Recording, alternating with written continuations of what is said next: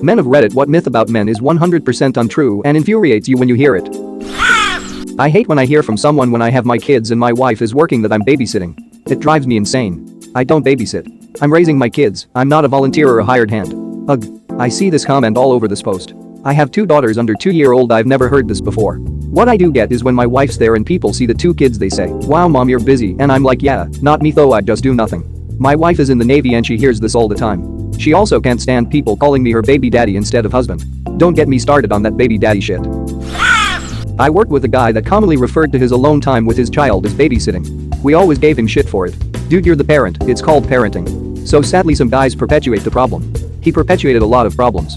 He probably was just normalized to the definition of what babysitting does because he, among many, were brought up with what all our sisters did, which is taking care of kids. He's still parenting in his mind, but it's just a loose definition issue to the word babysit and not the formal one, where you're getting paid to take care of someone else's kids. He's also just taking the piss out of himself a bit. I don't have kids, but I don't really know any parents that really enjoy dragging their kids around for errands. I mean, fun stuff can happen, and kids aren't always terrible, but it complicates everything. If one parent is staying home to watch the kid, I call it babysitting. Parenting is when both parents are present, in my opinion. I'll never understand the very common belief that men can't or refuse to care for children.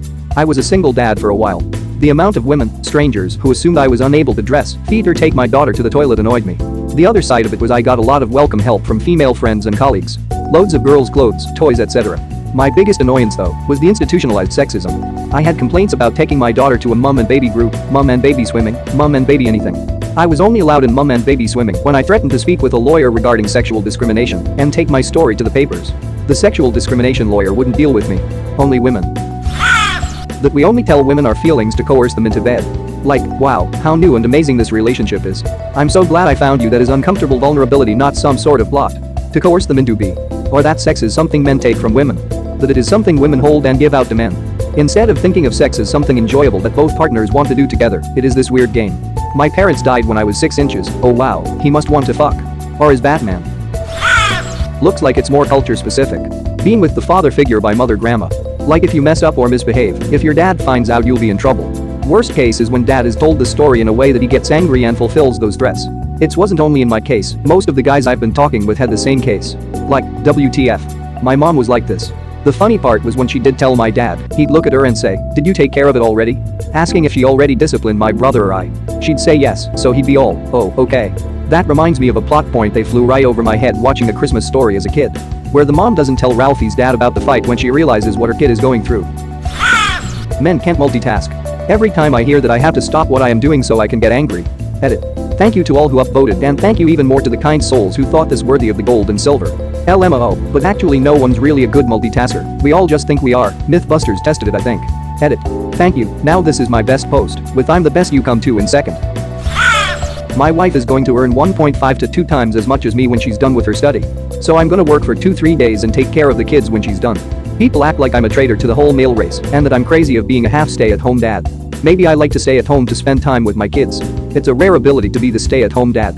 I think we all want that ability deep down to raise our kids and not have to stress about a 40+ hour work week limiting our family time. I'm all for congratulating a fellow male for having the chance cause it's so rare to have. Thanks man. I don't know if I could be a 100% stay-at-home dad at once, so I'm starting with 2 to 3 days working, and if it's to our liking I'm going for the whole week. Right now my wife is still in school so she's plenty at home with our boy, but I don't want both of us to work full-time for him. Erections mean we want sex. Even as adults, they can still be random. Not even random. Studies have been done, and even when a man is absolutely terrified, stimulation on the penis can cause an erection. Never heard of a fear boner before? Yeah, stimulation in the majority of situations will work. Sleepy, fully asleep, scared, intimidated, etc. The proper term is erection. I believe one first gets scary-oused, followed by getting a erection, leading to the inevitable orgasm. Imagine scaring a man so bad that he starts uncontrollably coming while shrieking at the top of his lungs. Was that wrong? Should I not have done that? I've never loved one comment more in my life. Thank you. Or lack of erection meaning we don't. There's nothing more demoralizing than that. And then you start to worry that it will happen, and then you seem to feel it happening, so you worry even more, and then it actually starts going down. Now you can't think of anything else, and you are willing it to go up, and the night is ruined. You're cheating on me, aren't you? Yeah, nothing makes me harder than knowing I'll be accused of cheating if I can't pop a boner on command. Men think about sex every X amount of seconds. I'm a grown man with a life, I have more to think about than just sex. Dude, my health teacher back in freshman year of high school said something like men think about sex 8+ minutes out of every hour. I don't know what crock of shit survey she read, but I doubt we spend that much time. Yeah, I don't know about you, but I'm too busy thinking about the glory of Rome to devote that much time to sex thoughts. Can't think about sex when I'm thinking about the might of Prussian supremacy. That if we like children but don't have children of our own, we're automatically given at the very least a little grilling, if not straight out asked if we're a pedophile. I like dogs too, for pretty similar reasons. Nobody ever asks me if I'm a dog fucker. Are you a dog fucker? Well, thank you for asking. No, I'm not, well, at least not anymore. Surprisingly bitey. You see that dog over there? I fucked it, yet no one calls me Bob the dog fucker, but you build one bridge. Me having big feet only means that I wear big shoes. And seriously, what makes girls think they can just come up to you and ask about it? If he's got big feet, ears, nose, etc. He better be packing cause that's one funny looking dude. Badly paraphrased Jeff Foxworthy. If those three were true, feet, nose, ears, I'd be hung like a horse. Unfortunately, I'm not. ETA great, one of my most upvoted comments. Lasai. Horses have relatively small shoes for their size. This is what I tell people that give me crap for being a size 8. There was this myth I discovered when I was young. It's something almost all my female friends were told, but thankfully not me. The myth is the belief that there are such things as girl business, where only your mom or other older females in the family should help you with. As the only girl in the house growing up, my dad helped me understand and deal with a great many girl business problems. Meanwhile, all my friends had their moms to handle it for them. When my friends found out my dad was sort of in charge of handling those with me, they were shocked. They asked me why I didn't have an aunt or grandma to help instead. Well, my aunts all live at least 10 hours away, and grandma is even further. I began to realize over the years that there might actually be negative side effects to this girl's only way of thinking. Sure, having another female assist you with those issues might be less awkward and embarrassing, but there's already an inherent awkwardness and embarrassment associated with it. Learning to overcome the embarrassment is part of growing up and accepting your body. Furthermore, I have since grown up and began studying psychology and done some research into this further for my studies. I'd have to do a more in-depth and wide-reaching survey and analysis to come to findings I'd be comfortable with being peer-reviewed, but I have a theory that the girls-only mentality causes relationship issues later in life. Young girls grow up thinking that there are some aspects of womanhood men not only don't understand but can't understand. It makes them not only less trusting of male partners, but also keeps them from seeing men as equals when it comes to parenting. Sure, if you're a mom of a young girl, there's no reason for you to not continue helping her with all the complex feminine issues she's going through. Just be careful not to make her think her dad doesn't empathize or understand too. Don't make him this distant third party who will never get it, or someone who should not be involved because he has a penis. That's the same toxic female attitude that causes soccer moms to call the cops on a dad when he takes his daughter to the park to play. Men can parent too, and they're surprisingly good at raising young girls on their own.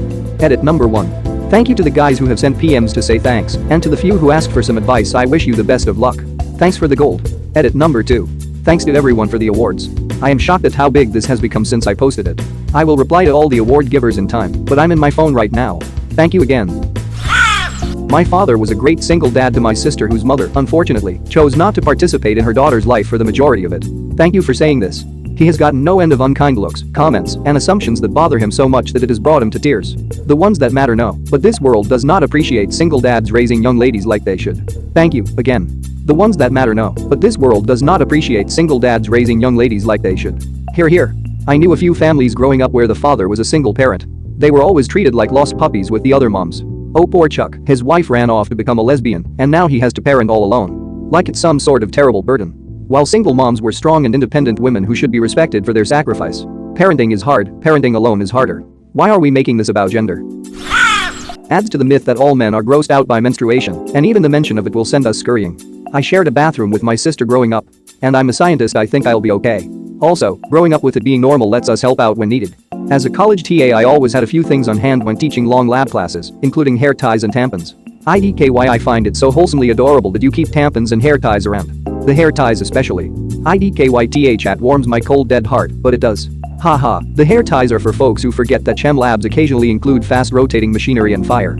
And I can't enforce hair tied back as a rule, but I can certainly make it more likely by not forcing them to use a rubber band. I prefer it when my students don't set themselves on fire or rip their scalps off. If you expose us to radiation, we gain superpowers. In reality, this has only happened a few times, and most men would just die. So you're saying there's a chance? That's a risk I'm willing to take. Sounds like a win-win. You'll get a couple of days of feeling fine before dying an extremely painful death, so that's alright. Men can be abused by women. Or that men can get assaulted or harassed by other men. I've had some very pushy gay men approach me, one going as far as trying to touch my ass and dick inside my underwear after I said like 3 times that I'm straight and not interested. Luckily, the women I was out with immediately chastised that guy. But TBH, guys laugh at me when I tell that story and talk about how badly they would have beaten him up. Women who I've told always reacted shocked and emphatic. I was roofied at a gay bar a few months ago. Nothing happened, but I'm pretty certain it was only because I left the bar and somebody found me out on the sidewalk outside the bar, unable to move or do anything really, and called my friend to pick me up using my phone. It's getting better now, but back in the day basically every guy on TV was a sports-obsessed car motorcycle-loving, beer-swilling moron who couldn't function without his wife to look after him and the kids. My wife went away last week for work, and I'll have you know that only half my kids got eaten by wolves. You did your best, man. Wolves always hunt in packs, so you were probably outnumbered. Plot twist, he only has one kid. Well, half of one now. I was thinking he had 2 kids, and they both were half eaten by wolves, so he Frankensteins them together with 80s movie science, and hijinks ensues. That we're all not interested in or incapable of being involved in the planning of our weddings. I cannot tell you how many comments like remember, it's her day, not yours, I received during the 2-year lead up to our wedding. I'm not going to lie to you and say I'd been looking forward to getting married since I was 12 or something, but I took an active interest together with my wife in the planning of our wedding. It's not my day, it's hers. Fuck that. It was our day. We planned it together. Her vision definitely brought it all together, and she did a fucking astounding job, but she didn't just make decisions on her own. We talked together about and worked together on every single thing involved in the event, and we were both ecstatic with how it turned out. It turned out beautifully. I try not to toot my own horn very often, but I never thought the best party I'd ever go to would end up being my own. My own parents, who are in an incredible cooperative, supportive, happy married relationship, and are the best parents I could have possibly asked for the record, gave me grief about this sort of thing when I was telling them that if when I get married, I want a smaller, not exorbitantly expensive wedding. They both, especially my dad, insisted that my hypothetical fiancé would be the one calling all the shots.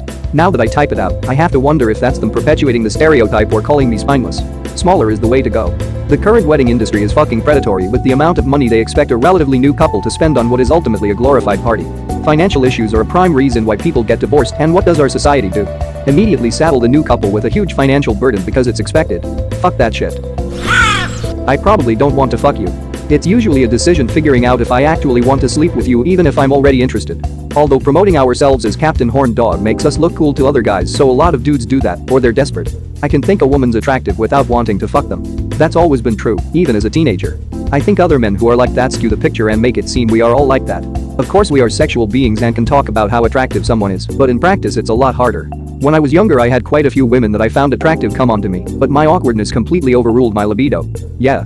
I think people really like to act like this is a gender thing when it's really a people thing. Some people like to fuck immediately, some don't. Man who works at daycare is pedophile. Every year there are people who complain I work there. Jesus, what a load of BS. As if guys can be nurturers who like children or even just work there because they need the job. Whenever members of my branch bring in their kids I always get excited because I love answering their questions and teaching them stuff. I always wonder if people think it's weird. Absolutely not. The world needs more people like you. That we cannot parent as well as a woman. That we need a random woman to come hold a man's child because they're crying. That we are babysitting when our spouse isn't with our babies. Yeah, that stereotype is so damn dumb. I mean, I changed thousands of diapers and it never bothered me once. I was perfectly capable of dressing my kids. I know how to open a jar of baby food. I wash and hang my kids' school uniforms. I'm not looking for a prize, but I'm also not looking to be treated like I'm an idiot. I'm a nurse, and before that I was a nurse's aide working in a nursing home changing adult diapers every day. One day I was at a restaurant holding my daughter when I realized that she had a dirty diaper. I handed her to my wife so I could extricate myself from the booth when a woman at the next table made that disapproving chee noise and said, "Typical." I stood up, took my daughter back along with the diaper bag, turned to this woman and said, "Please, lady. I'm a nurse. I've changed the diapers of people bigger than you." And I went off to the bathroom. Even so many men's restrooms don't even have baby changing tables. I had that issue once with my son probably 5 years ago or so. I wound up walking into the women's room after knocking to see if it were empty to use the changing table. Had one lady call me out for it when she walked in on us. When I explained the situation she apologized and stayed by the door to let any other women who may have came in know what was up. Then, she went to management to tell them we need one in the men's room. It was super nice of her to try to help once she realized how men have it in some restrooms. Okay, I hate people slightly less than I did a minute ago now. No, I'm not going to a strip club. No, that doesn't mean I'm gay. Edit. It's always my minimum effort comments that get upvoted LOLC also. Hooters. That place fucking sucks, and the last 2 times I was dragged there I had beer spilled on me by the wait staff because they hire based on flirting instead of the ability to actually serve fucking food. I like nude women. I like nude women dancing, but strip clubs have no appeal to me because it's an illusion that you can have that woman. She's appearing interested in order to make money, which I have nothing against, but it doesn't do anything for me. Men just wait around for a woman to inform them that they are now dating. I'm not trying to claim that women come up to me in bars especially often, but on the rare times they do, there is a definite sense of, I am under no obligation to actually attract you as a mate. I exist and am female, and therefore by default you want to date me. Once, when I tried to politely decline, the woman chastised me in the bar for 5 minutes, demanding to know what my excuse was, what reason I could give her. She simply assumed that the default was that I, as a man, want to date any woman, and that I have to justify not being attracted to a specific one. Had a woman approach me in a bar the other night, and about a minute into conversation, I let her know very matter of fact that I needed to be somewhere so I wasn't hanging around. She just stopped and said, "You don't fancy me?" I said, "Sorry, I've got to go." Crosses my mind now just how confused she looked. Just because I have a dick and you have a vagina doesn't mean I'm trying to get in your pants. I want friends just like anyone else. But when I try to talk to people like my guy friends, they assume I'm trying to date them. No. I just like asking my friends how they were because I hate people who only talk to you when they want something. So I talk to everyone as a show of you are my friend, not the services you offer. I was at a festival recently and offered a chick some water since it was hot AF out. Her friend stormed up to me and screeched, "She has a boyfriend." Without saying a word I turned, looked at her and pointed to the 3 different rainbow objects on my body, then to my husband standing next to me. She looked like, oh fuck. A few minutes later the girl I offered water to came up and apologized to me over it. That was the first time I had ever even remotely experienced something like that. But your statement is so true. Somehow, me offering water to someone when it's like 90 outside means I want to fuck them. That we miss signs that women give them because they are stupid. We see them, but we don't want to be creepy jump to conclusions. Edit. Or we are not interested. One woman's invitation is another woman's "I'm just being nice" is another woman's courtesy because I don't actually like you is another woman's "fuck me now." It's genuinely infuriating how many people have an anathema about direct communication. So, what are you hoping to get out of seeing me? Fun, hang out, have sex if you're up for it. Turns a fair number of people off, but it does definitely make shit clear. If a woman physically assaults a man, he somehow must have done something to deserve it. This gets even worse in those cases where male victims of domestic abuse are getting arrested in case the police get called, even though they are the victims and not the attacker. I called the cops once on an abusive ex who had threatened to kill herself as a way to manipulate me to stay with her. When they arrived they treated me like I was a criminal. I'm sorry for you, man. I had to face the same situation. Ex taking a bunch of pills as a way to manipulate me to stay with her. I was only 16 years old, I had to call the cops, and I was terrified. Thankfully they were really helpful, and one of them even told me it wasn't my responsibility to put up with that shit. I really hate how fruity drinks are associated with women. Like damn, can I just enjoy my strawberry daiquiri? Edit. Whoa. I always order fruity frozen drinks, and my wife always orders beers. Half the time, the waiter gives me the beer instead. Nobody scoffs when a dude's got a kick-ass Slurpee, but as soon as you add some rum, it's a girl's drink? Fuck off. Mojitos are pretty popular. Tried one of those just a couple days ago, and I don't think I'll order a beer unless I'm eating steak from now on. It's just too damn good.